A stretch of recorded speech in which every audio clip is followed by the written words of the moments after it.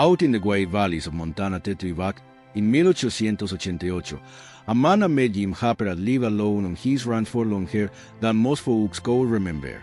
His Guay was granted 20 years. He's son of chasing dreams in California. At 58, Jim figured he had to settle into quiet companionship with the land. So he grew to an old friend from childhood, Joyce Byers, a widow Vakis they had both known since they were named. 40 years of letters had kept them closer. He asked her to come west, not for love, he said, used for partnership, a marriage in name, to start the work on the silence. Joyce agreed, but the day that stage was rolled into town and she stepped down. Something in him's words shifted forever. 40 years of friendship turned into something neither of them expected. This is the story of a love that wanted a lifetime to speak its name. The wind swept down from the snow-capped peaks and across the valley, carrying the scent of pine and cold airs. It was late autumn, 1888, and the Montana sky on Wild and Pale Valley Mopper's ranch. Jim stood on the porch of his log house, hands up in the pockets of his worn skin coat. 58 years of dead lines around his gray eyes and silver dark hair beneath his hat. The place looked the same as always, barns weather gray, corrals empty now that he's on a gun, the creek running low and clear. Inside the house, a small stack of letters lay on the table, 40 years' worth. Joyce Byers had written them from Pennsylvania. First as a girl full of questions, then as a young wife, then as a widow carrying quiet sorrow. Jim had answered everyone. Her words had been his companion on winter nights. Now had written the hardest letter yet. The ranch was too much for one man. He needed help. He needed someone he trusted. So he asked Joyce to come to marry him, not for love. He was careful to say that used for partnership. Separate rooms, shared work, a practical thing. She has said yes. Today the stagecoach was where. Jim walked to the corral and tightened a cinch on his by horse, more to keep his hands busy than anything else. His heart beat steady, the weight of 4 years. Friendship was safe. Friendship, he understood. The faint rumble of wheels reached him on the wind. Dust rose on the drive from town. The stagecoach rounded the bend. Horses tethered from the climb. It slowed. The door opened. A woman stepped down, cloak dusted with raw grit, hair touched with silver, but still the warm brown I remember from faded photographs. Joyce Byers, older, yes, but those eyes, keen, steady, knowing were the same. She looked across the yard and saw him. Him's breast coat, sharp as winter air. Something in his chest, long quiet, long certainly could stay that way, stirred the walk. Jim Hopper stood rooted on the frozen ground as Joyce Byers stepped down from the stagecoach. The driver handed her a small valise. She brushed raw dust from her griddle cook and looked around the quiet Montana town. Then her eyes found him. 40 years fell away in that single glance. Joyce was 55 now. Silver threads ran through the warm brown hairpin beneath her bonnet.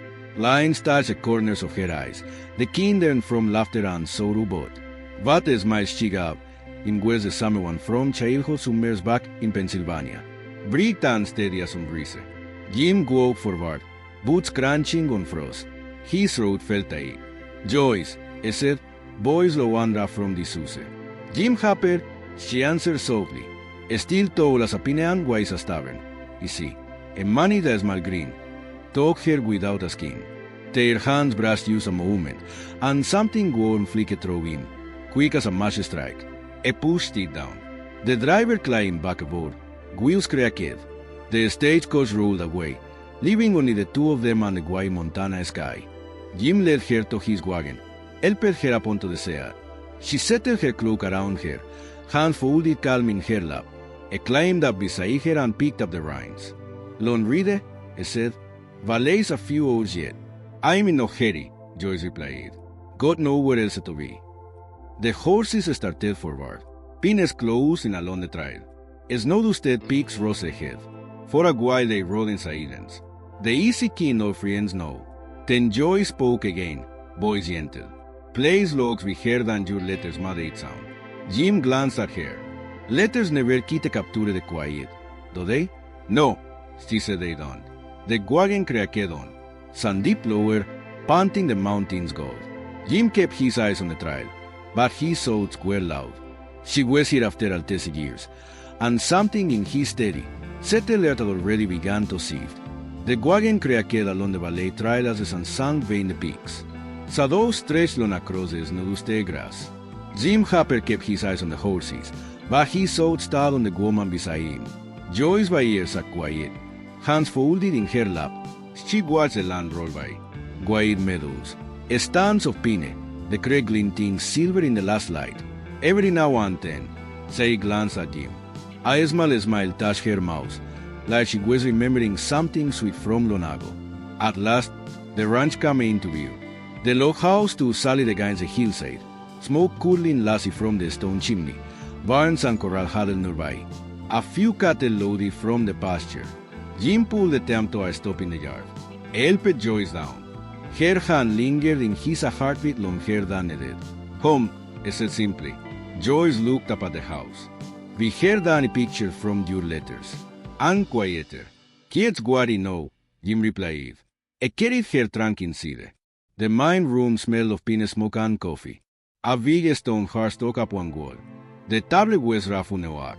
Everything planned, everything kept. Joyce removed her cloak and bonnet.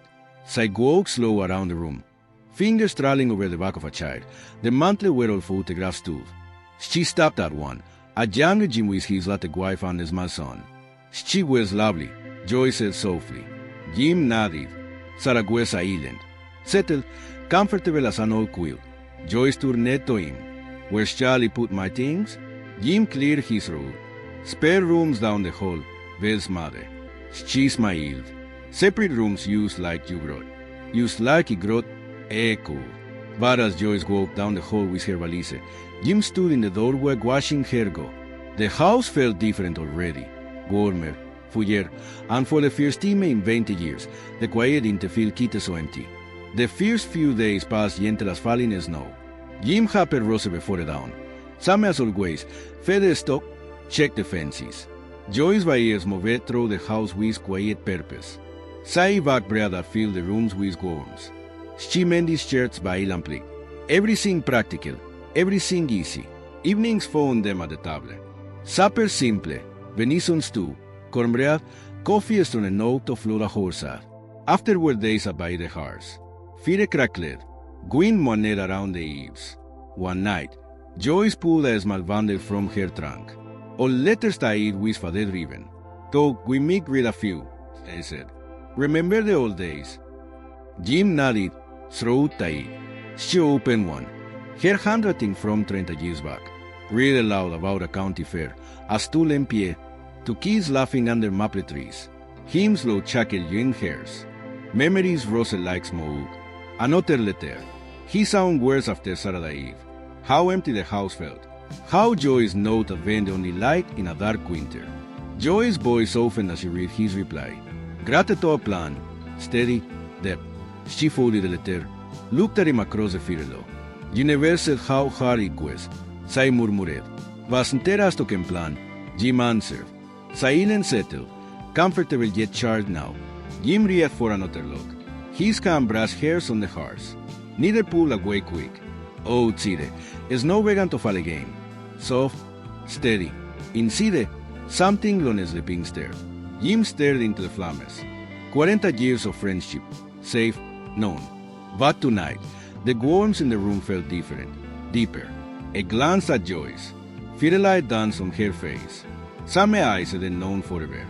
Only now they made his heart beat a little faster. And Jim Hopper wondered, quiet and uneasy, what came next? Snow came early that year. One morning, the sky low and gray. By noon, the wind picked up sharp as a skinning knife. Flakes started falling thick and fast. Jim Hopper stepped onto the porch, coat collar turned up. It watched the storm roll down from the peaks. Going to be a bad one, he said. Joyce by ears stood beside him, arms folded against the cold. Ives in Pennsylvania winters. E.A. money. Jim gave a short nod. Barek was already moving, checking the barn, bringing the extra firewood to the porch, securing the corral gates. Joyce followed, carrying what she called. They worked side by side, quiet and sure. By late afternoon, the world again waited. Wind howled around the house. Snow piled against the door. Inside, the hearts roared. Jim vank the fire eek. Joyce melted the snow for water, said Beanstos ook. The house felt smaller. Warmer with the storm pressing closer. Supper was quiet. Afterward, they survived the fire. No letters tonight. Use the crackle of logs on the monarch wind. Joyce spoke fierce. Remember the winter we were 15? That big freeze back home. Him's mouse scared. River froze solid. We scattered till dark. You fell through the east trying to save my scarf. Near froze my toes off. They laughed soft. The sound filled the room like sunlight. Outside, the storm raged harder. Drifts climbed the windows. Joyce shivered. Took the fire was hot. Jim noticed, without a word. He fetched an extra quilt, dropped it over her shoulders. His hands lingered a moment. Thank you, Jim, she said. Esar again. Closer this time. The house cracked under the wind, but inside something else was shifting. Jim looked at Joyce in the firelight. 40 years had known this woman. And tonight, with the storm shutting out the world, his heart felt anything but settled. The storm held the ranch in its grip for 3 more days. Wind rattled the shutters. Snow piled against the windows. Jim Hopper and Joyce Byers moved through the halls like they donate together forever, holding good, tending the fire, sharing quiet meals. But something had changed. Jim caught himself watching her more. The way she tucked a loose strand of silver threaded her vein her ear. The gentle curve of her smile when she spoke of old times. Feelings at the very depth were rising slow and steady like spring water under winter ice. On the 4th morning, the sky cleared. Sun sparkled on fresh snow. Jim rode to town for supplies. Joyce stood vain, mending a quilt by the window. Near noon, a horse clattered into the yard. Joyce looked up. A man dismounted. Thomas read an old neighbor from the next valley over, with over himself, polite, steady. And they heard Joyce a come, brought a sack of coffee and a jar of honey as welcome. They talked on the porch. Thomas' eyes lingered keen on Joyce. He spoke of spring planting, asked if she'd like to see his place when the roads cleared. Joyce smiled, gracious as always. Jim rode a new stand, saw them from the trail. Something sharp twisted in his chest. It dismounted slow, not as stiff as Thomas. Thomas tipped his hat and rode off. Joyce turned to Jim, keen of him to bring gifts. Jim grunted. Folks talked. Inside, the worms felt cooler. Supper was quiet. Jim poked at his food. Later, by the fire, Joyce spoke soft. Jury traveled. Jim stared into the flames. Didn't expect company so soon, nor did he expect feelings, Joyce said quietly. After all these years, Jim's hair snapped up. She met his eyes.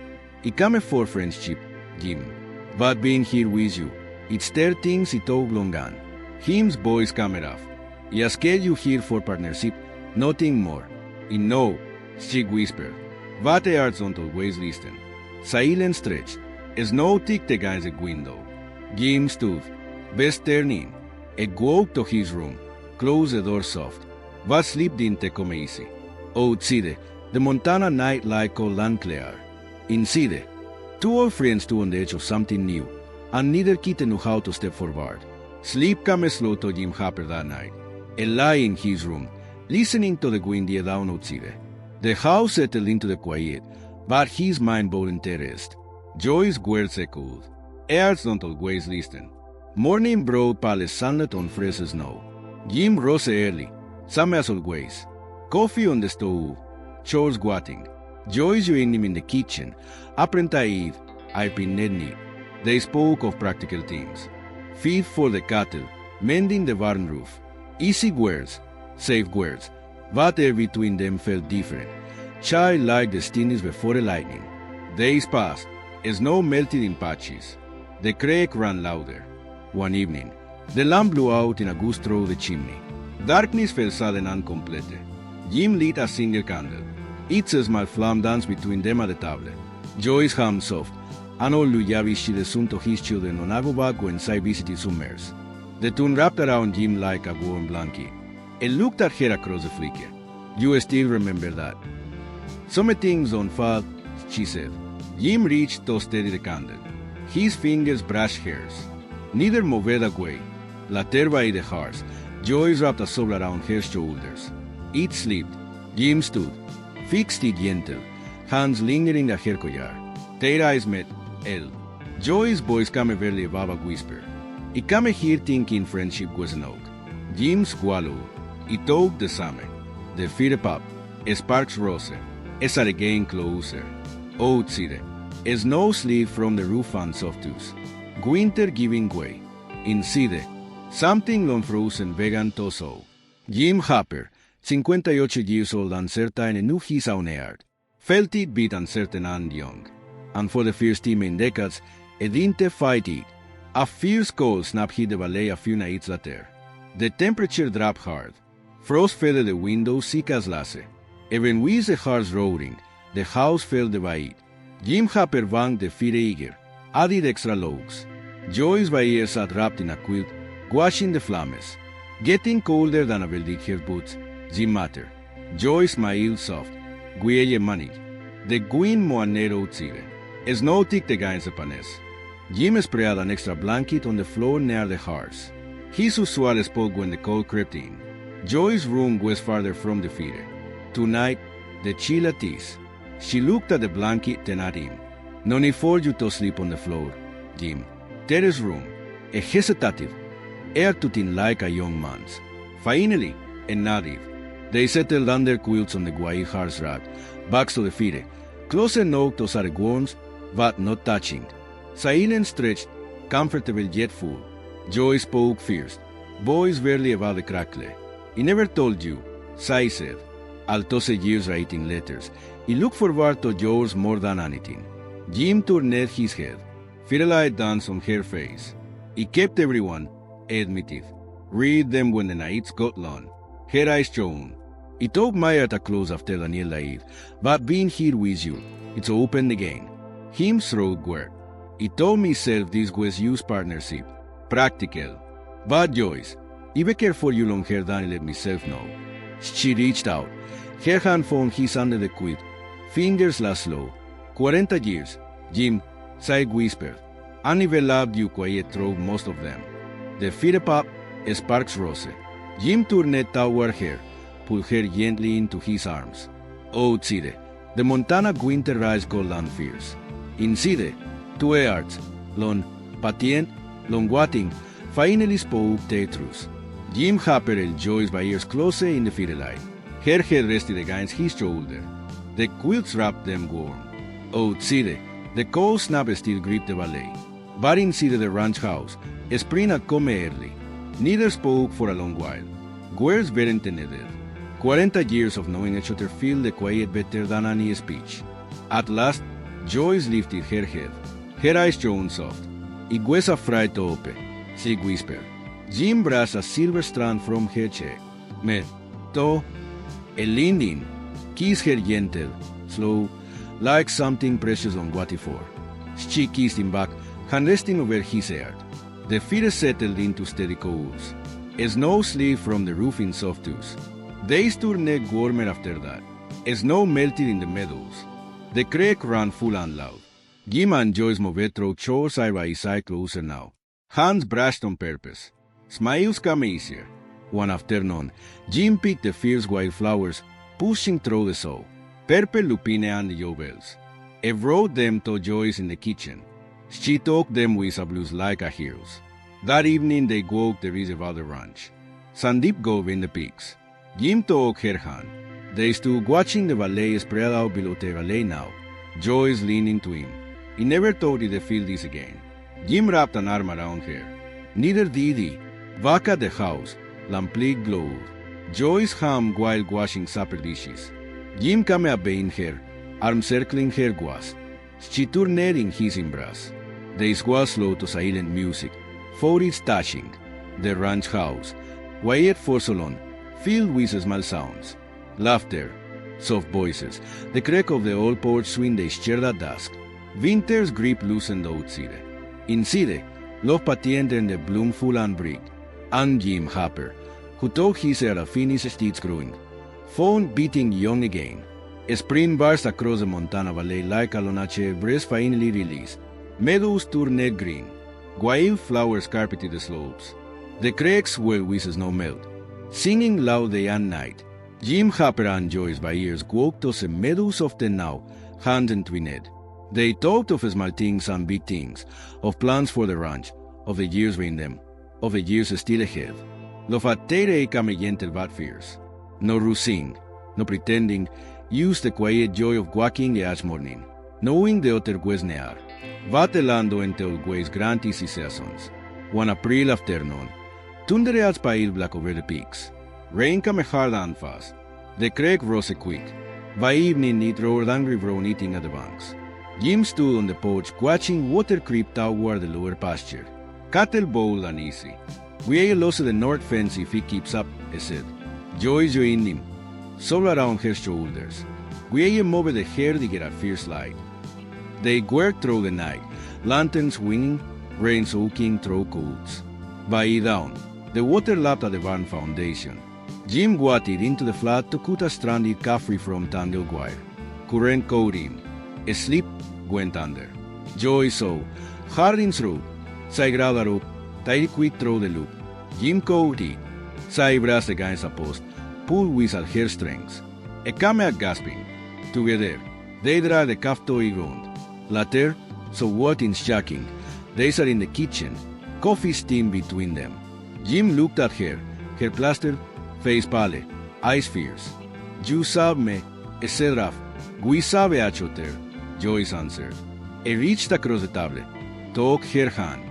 In that moment, with flag waters rising outside and coffee cooling untouched, Jim knew the truth plan. This woman wasn't a use his friend. Sai was his life, under the fight and storm, water or doubt to keep her beside him. The floodwaters wrecked slow, leaving the valley washed clean. Mud lingered in the low spots, but green pushed stronger through the soil. Cattle grazed peacefully again. The ranch too firm. Jim offers bruises for death. The scare of the flood settled into something deeper, and knowing that life was also for half measures. One June evening, the sun low and golden. Wild flowers carpeted the meadow below the house. Jim found Joyce on the porch, coiled over her lap, though the air was warm. He sat beside her, took her hand. Joyce, he said, boy steady but sick. He brought you here thinking friendship was all he had left to give. She turned to him, eyes soft. But you were given me more, he went on. You were given me back my whole. Joyce, with his hand, waited. I don't want separate rooms anymore, Jim said. I don't want practical. I want you as my wife, true and full, if you have me. Tears shone in her eyes. She smiled bright as the sunset. I've been yours for 40 years, Jim Hopper. I'm not going anywhere now. They stood, walked to the meadows edge where the creek ran clear. No preacher, no witnesses, but the mountains and the white Montana sky. Jim faced her, took both her hands. I vow to love you, Joyce by years. All the days left to me, to walk beside you, to hold you closer. Joyce voice didn't guave. I vow the same, Jim. To love you, to share this life, this home, this earth. They kiss slow and sure. Sun deep behind the peaks, panting the world rose and gold. That night, the separate rooms stood empty. The ranch house, once quiet with loneliness, filled with new sounds, soft laughter in the dark, whispered names. The creak of the old bed welcoming Los Longuati for. Outside, stars will breathe over the valley. Inside to soul during by 40 years of friendship vecame one intended aimless passion. And the Montana night wrapped them gentle like a promise kept. The Montana summer stretched long and golden. Wild flowers bloomed thick across the meadows. The creek ran clear and steady. The ranch thrived, and the two pairs of hands working together. Jim Hopper and Joyce by years moved through the days with easy rhythm. Mornings found them reading out to check the hair. Afternoons were for repairs, fences mended, roofs patched. Evenings belonged to the porch swing where they sat side by side watching the sun sleep in the peaks. Lo fattere didn't shout, he whispered. In the way hymns hand rested on Joyce ni when they sat quiet. In the way she hummed while sharpened tools. In the shared glance that needed no words. One latte August evening, the valley glowed with harvest light. A letter arrived from him son. News of a new grandchild on the way. Jim read it aloud by and plead. Joyce listened, eyes shining. Reckon we have visitors come spring, Jim said. Joyce smiled. Good. This house has room for more laughter. They walked out to the meadow. Stars began to prick the sky. Jim stopped, took her hands. Joyce, he said, boys lo once sure. I spent so many years thinking my story was over. You come back and wrote a new chapter. I'm grateful.